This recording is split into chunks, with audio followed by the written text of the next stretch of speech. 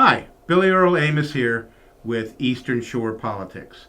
We are thrilled today to have a local realtor, Holly Worthington, is here. And what we're going to talk about is the hot topic of downtown Salisbury. The question is whether or not these planned housing, whether or not it accomplishes a goal or whether or not it strangles our city. Holly, thank you so much for coming. Thank you for having me. I know you're busy. I know you've got a lot of things on your plate. This question is dividing a lot of people in our town. And I think that there is, to some degree, a lack of specific and I would say germane issues that are surrounding this. What is your take on the downtown and whether or not it can sustain in a positive manner the kind of building that's being proposed? I think it would definitely strangle the downtown. As proposed, it's overscaled based on our zoning laws, but also it's going to take away all of our current surface parking.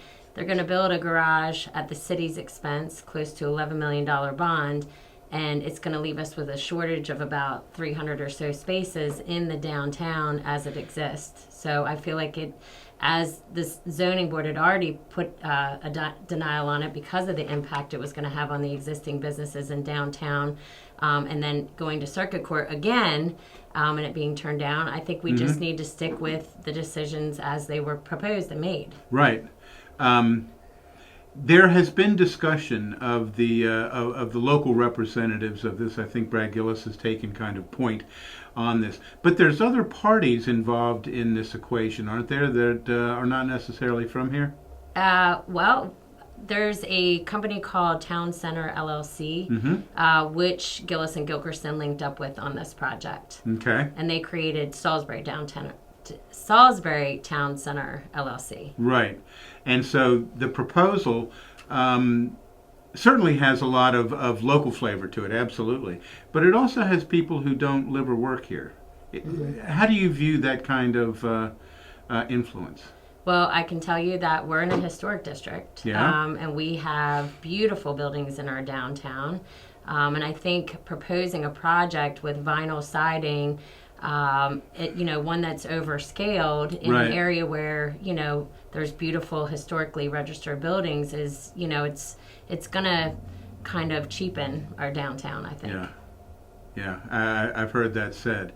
Are we looking at the taxpayer is going to be ultimately the payor for much of this? I would say with the city taking out an $11 million bond, the money's going to have to be recouped somewhere, probably property taxes or something such as that, in addition to giving them tax waivers, in addition to assisting them with the cost of putting in the infrastructure, the water sewer tap-ins. That is going to cause us a financial hardship, because somebody's going to have to front that. Somebody's going to have to pay that. And I'm not sure that the city is in a position to, without a relatively dramatic increase in taxation, is able to shoulder that.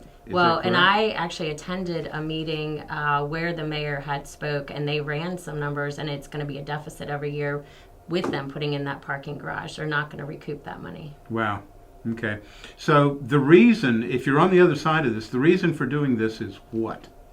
So I think the developers have promised that this is going to lead more people downtown, creating more business to the downtown. But what they're not factoring in when they're talking to people and saying, hey, get on board with our petition, we want to bring business downtown, they're not talking about the fact we're going to have a parking shortage. Right. That's not something that's really coming into play. The other piece is that they're actually putting out there at meetings and the people who are following them that this is affordable housing. And there's 2 letters that were put out on behalf of the developer that are on city record that note this as luxury housing. Right. And it's geared towards the medical community, doctors and nurses. Really? So. Okay. Yep. Okay. That doesn't sound like affordable housing. No, I think the 1-bedrooms start at $1,800 and go up to $2,400, I think, for a 3-bedroom unit. Ouch. Ouch. Okay. If you're on the other side and you're arguing persuasively for this, what's your main point here? Well, I could tell you how this all Please do. became an issue. The city should have never given ownership to a developer of all of our downtown parking, giving Right. them control, because what they're doing is they're flexing because they have this ownership, and they're doing things that are bullying tactics, such as threatening to put fences around all of our downtown parking, Right. causing Right. everybody to be hindered by this, Yes. So I definitely think the city with the last mayor should have looked at what they were doing and said, wow, this project is overscaled, it's been denied, let's not give the ownership of the lot until we sort this out to the developers. But I think when we were going into the election, there was probably a fear that Right. whoever got into the seat may not be a proponent for this project, and so therefore they just quickly slid those lots over to the developers, giving them ownership and control. Okay. So, And so we as taxpayers are left with what? well, right now we're left with a situation that a developer has ownership of our lots. They're pushing for changing zoning laws, which what's going to happen there is it's going to hinder everybody downtown. And then we're looking at a project that the city is putting a huge financial burden on itself to help with. Like, it doesn't make sense. No, it really doesn't make sense. What's the protocol once, for instance, let's assume arguendo that the appellate court affirms the lower court decision. It now goes back to city council. Is that correct? I'm not 100% sure on that. Okay. This is complicated. I've heard several different versions of this, and I'm not sure which one is absolutely correct. Right. But if you are the average person watching this on YouTube or on PAC 14, what steps should they be taking to get up to speed to be able to make a coherent decision and then transmit that decision to city council members?